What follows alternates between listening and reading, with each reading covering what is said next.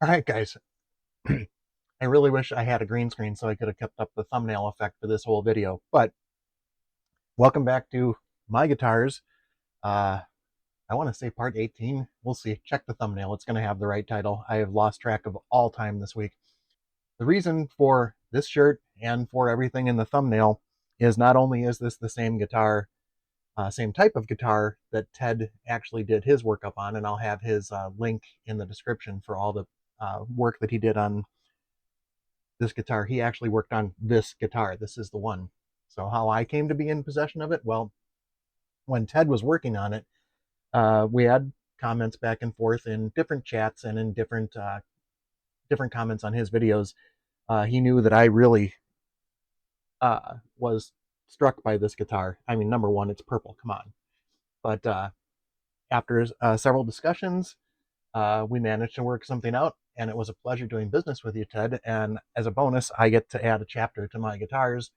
As an added bonus, I get a budget guitar that was set up by Ted. So needless to say, this is not a review because it's not a brand new guitar. I did not get this out of the box. I did not buy it from Aklot.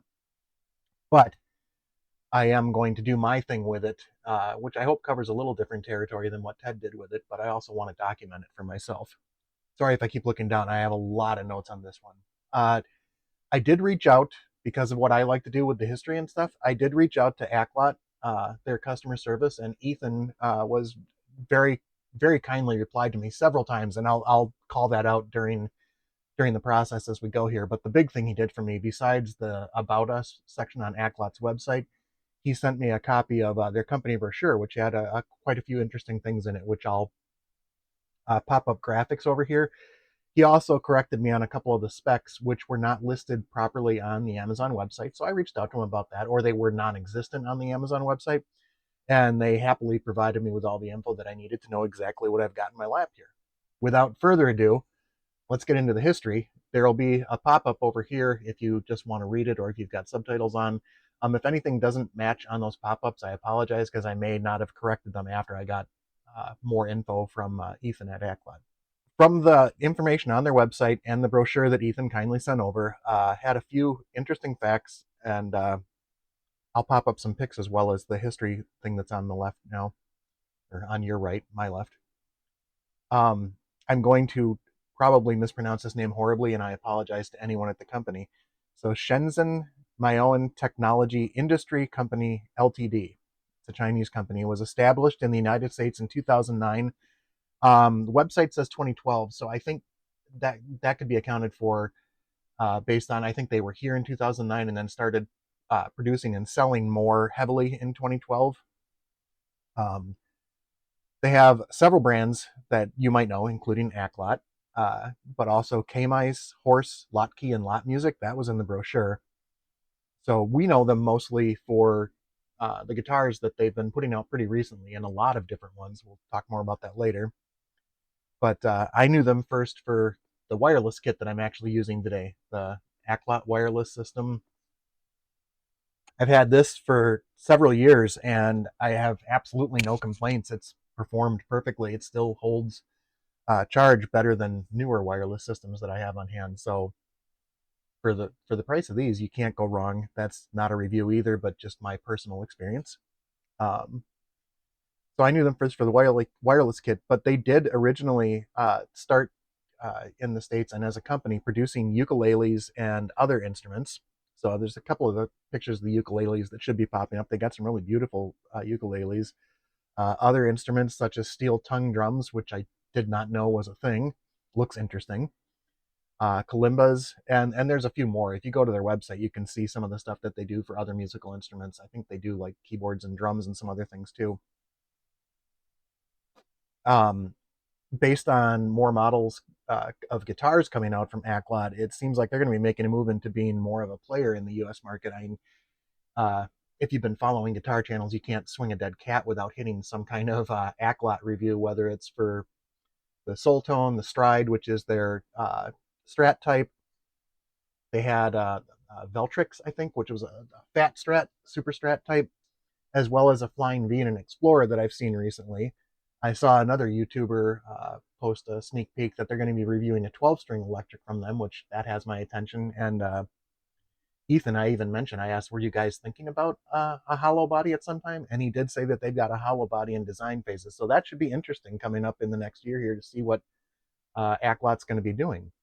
That's the history. Let's get into the specs. And I'll throw those up over here as well. And as I mentioned, there may be some discrepancies between what I'm saying right now and what I had on the pop-up.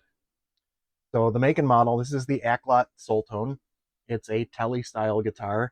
Although the body shape, you can tell the shoulder's just a little different than your classic Tele shape. I believe this was manufactured in 2025 just because a lot of these models have been coming out in the last year. If it could have been earlier, if they've had them in production and sitting around, but there is a serial number on the back. I don't know of any particular way to decode that. I'd have to look and see if Aklot had any resources to do so. Manufactured in China. It's a Chinese company. The weight on this, the site listed it at 7.2 pounds, Amazon's listing, but I imagine that that varies from guitar to guitar, depending on a lot of things. Different pieces of wood carry different amounts of moisture, etc. This one weighs in at 7.8 pounds. It's got a 25.5-inch scale, which is standard for a Tele style or a Strat style. The body itself is Okume it's a Tele style body with belly cut, which you can kind of see there. String through design. The neck is a bolt on with the washers in the back. It's got a flame maple top, so they did verify that that is maple. I don't know how thick the cap is. It's got the binding on it, so you can't really see where that meets the body. The binding's very nice. It's a cream colored binding. And looking at the back, I don't know, if you guys can see that in the light that I've got going on here, but clearly looks to be three-piece body, which is fine. And it feels very nice. It doesn't actually feel as heavy as 7.8 pounds. The neck itself is roasted maple, and it is a modern C shape, which means it's not super thin. It's not like a wizard neck, but it's not a baseball bat either. I really like it. A lot of that could be the work that Ted did on it as well. I know he did a significant amount of work on that, and we'll get into that when we start talking about the fretboard. So there's 22 medium jumbo stainless steel frets. Ted did have an issue, and that's not to say that everybody who buys one of these is going to. It's also possible that Aklot is taking the QC to heart because they are very, very responsive to communication and questions. And I know that Ted had offered him quite a bit of suggestions between the kit he did and this guitar and a few others. When Ted was playing, he noticed that he kept getting the string caught up under the high side of the high E string here. So he did some work on it with a little bit of sawdust and CA glue, which, I, man, honestly, I can't see a thing that Ted did to it. So kudos, Ted. That's just amazing work. Um, the radius of the neck on the Amazon site, this is one where it's, I think I have discrepancy listed in the pop-up. Um, it says a 16-inch radius, flat radius on the Amazon listing, which just does not seem to be correct. And Ted actually measured it at a 12-inch radius. So I did ask Ethan about that. He responded it is a 305 millimeter radius, which translates to roughly 12 inches. So that could be something they could correct on the Amazon listing. It's a roasted maple fretboard as well. It's got the inlays that are abalone, which is actually very nice. I mean, for a budget guitar to have that feature, whether that's real or not, it moves very well and it looks fantastic, I think. The side marker dots are white. I did not verify or test whether these are luminous like some other guitars have had. I don't think so, but if they are, that's fine. But they're very easily visible, which is nice too. So when you're playing, you can see from the top. You don't have to have your pick your neck over the top, turtle yourself to see where you are on the neck. The nut is another one which I did get verified by Ethan. I did not think it was bone. It did not feel like bone. It does not say it in the Amazon listing what it is. It also did not feel like cheap plastic. And Ethan verified that this is a synthetic nut. So still some kind of plastic, but it's harder, maybe more resiny. So, and it's the action and everything on it is set up well. I don't recall Ted doing a whole lot of cutting on the nut. Ted, you can correct me if you're wrong, but the action's good. The pickups, we have dual humbuckers. This is another one where it did not list exactly what they said. They just said high output dual humbuckers, and they are confirmed to be ceramic, which is fine. I actually really like the sound of these pickups. They are not super high output. The bridge output is 7.35, and it does have a split, which we'll test. Sorry, you guys can't see that. The tone knob is a split. So the output is 7.35 on the bridge, 3.68 with it split. The middle output is 3.55, both pickups together, and the split output there is 1.77K. So the split, the push pull splits both humbuckers at the same time. It's not individual. The neck output is 6.77K, and split it's at 3.36. I don't use the split too much, but I will demo it in the sound demos for you guys. We have master volume, master tone. The tone is the push pull, and the volume is a dime size pot. I'll pop up a picture here of I did open the cavity up just to take a look inside to see what we got. I don't know how you would describe a push pull pot as small or large. It's a different pot altogether, but you can see what it is. It's a PCB 3-way switch, but it seems to operate just fine. It's not super loose, and it's going to take a little bit if you hit it accidentally to move it around. The tuners, it's another one where there was discrepancy or no info. They're Aklot branded locking tuners, and they seem to be performing just great. I haven't really had to tune this up much since I've had it acclimated here. Just minor tuning due to temperature changes, just because it is still winter. We're getting warmer though. I cannot wait till I don't have to have this thing next to me. The Amazon listing says high ratio. I wasn't sure what it was. It felt pretty decent. I thought at least 15-1, if not 18-1. I will have to double check the next time I do a string change to make sure what it is, but Ethan said that they are listing them as 14-1 ratio tuners, which is decent.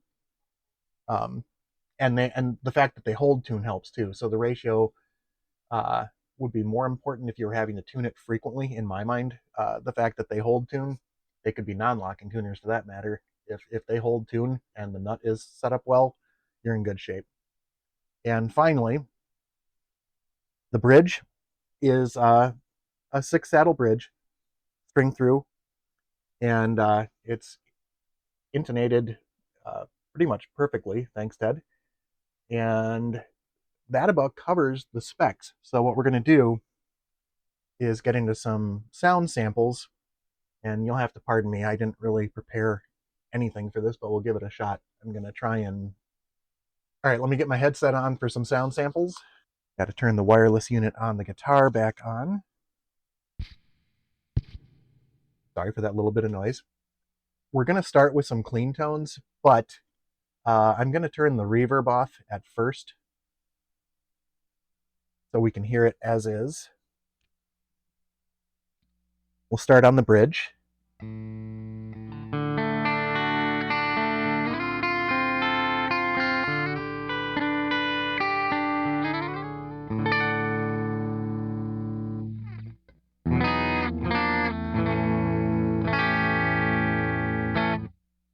And that's bridge normal, bridge split.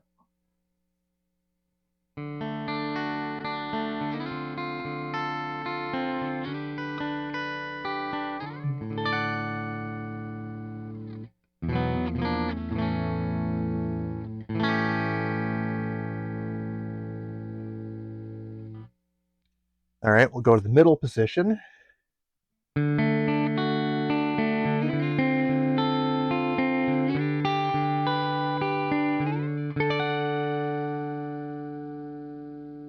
Nice and chimey. Whoops, sorry.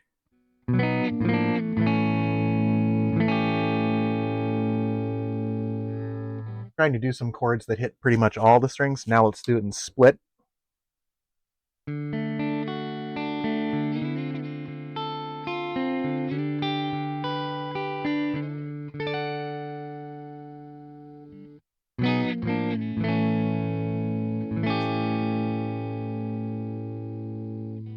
And finally, let's get the neck pickup. We'll go back and not split.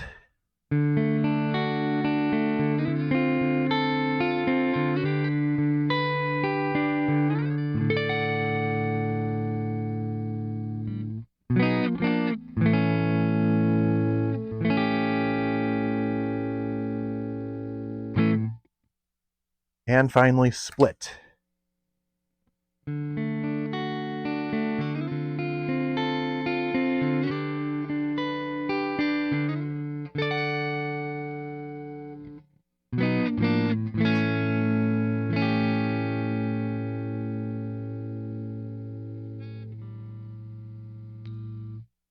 All right, so it does really nice clean sounds. Let's see how it does with a little dirt, and we'll walk through the pickups again too.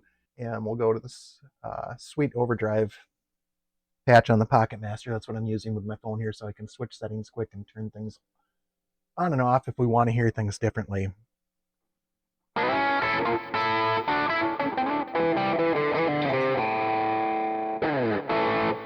Let's try that again.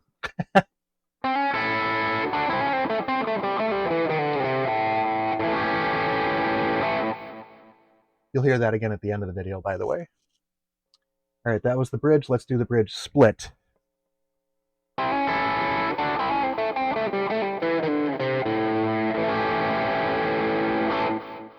Honestly, with Drive, I don't hear too much difference myself. It's just a little different tonally, like you had turned back the tone knob. I didn't hear too much difference in output, and I think that's the Drive doing that. So let's do the middle neck and bridge together.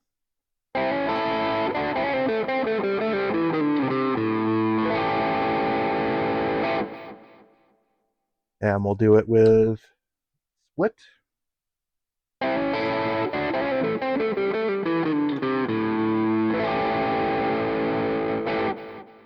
That time I did hear the difference. It seems to be a little bit more muddy. Split. Neck pickup. I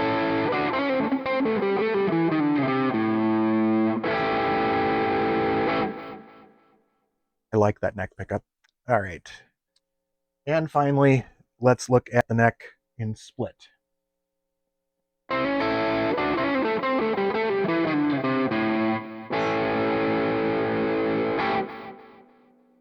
Not bad. And then for the last little bit of the sound samples, before we get to some final thoughts on this guitar, which I've been having a lot of fun, let's go quite a bit more overdrive. You might hear a little bit of hum, and that's, I don't think the pickup so much as my proximity to this heater again, which is going to go away in a few weeks. I've tried to account for it with noise cancellation as much as I can.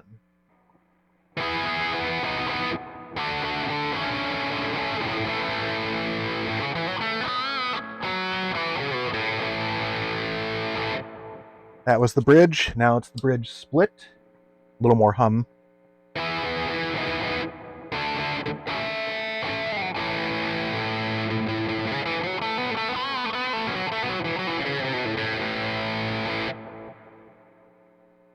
Go to the middle position.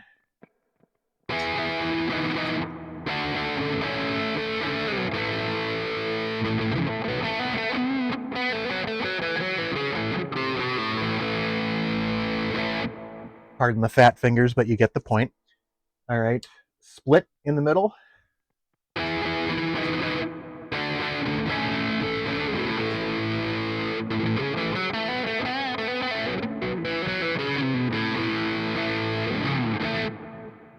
Yeah, me and my fingers are going to be having a talk later. All right, we will go to the neck. Unsplit.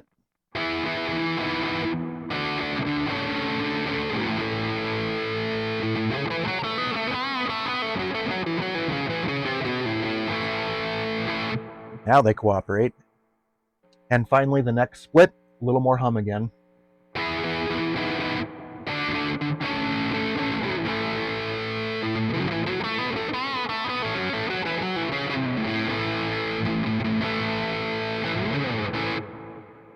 I'm going to unsplit that to get rid of the hum. I really, really like the neck pickup as I've been playing along to backing tracks and stuff.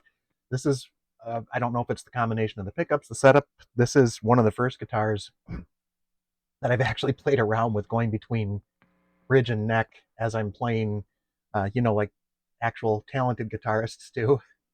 But I just really like how that neck pickup sounds in the upper register. That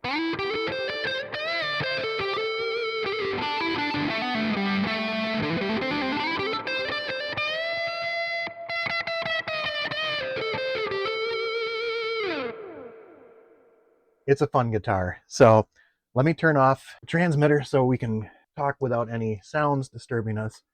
What do I think about this guitar? So number one, I always liked the look of it. That was obvious. That's how I came to be in possession of it. And will the one that you get be the same as this? Potentially. It depends. In your budget guitars, sometimes every guitar, even up to a Gibson, is potentially going to need some kind of work depending on shipping, how it was set up, the QC it went through, whether it's used, been through somebody's hands. There's so many variables. But for a brand new budget guitar, you can probably expect to have to do some setup work, like adjusting the action, intonation, possibly. Definitely probably changing out the strings, because these, Ted put a set of D'Adarios on here, which are great strings.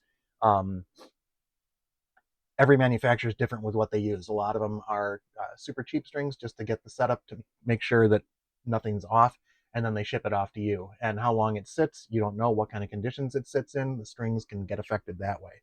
So string change is something that you're always going to want to do. But I would be willing to say, based on Ted's videos, which I encourage you to go watch because he does a real deep dive on all the setup problems he had, I don't think everybody's going to have the fret issues that Ted had. That could have been from a variety of factors. I have seen a number of reviews on these, and sometimes you have to take reviews with a grain of salt, depending on the channel. Other folks are more honest. Does that mean that every glowing review for a guitar is shilling? No, no, absolutely not. Because from what I've seen, I think Aklot's putting out some really good instruments that are either great mod platforms or just great beginner guitars as this. Could I swap out these pickups? Maybe. Uh, I really like the neck pickup. Maybe the bridge pickup could be a little more articulate, but honestly, I like the way they pair together. So I think I'm going to keep this as is, especially because I don't want to mess up the setup that Ted did on it. But again, I know I'm learning how to do setups myself, so we can figure that out. The other good thing about this, being that most of the places you're going to buy this are Amazon, if you do get one that has had QC problems, the return process with Amazon is pretty ridiculously easy. You're not going to have a huge problem unless they're sold out of the model that you like, and you might have to just get your money back and wait to reorder. But overall, I am a fan. I am probably going to be waiting for that semi-hollow to roll out, and we'll see if I can get my hands on one of those, because that's another bucket list guitar for me. Out of all the ones I have, I don't have a semi-hollow. So that might be the one to fill the last slot I've got on my stands here, at least until I get to an area where I can have more guitars. So once again, I want to say thank you to everybody for coming along. Thank you, Ted. Uh, this is a great, great guitar, and I will see you all next time.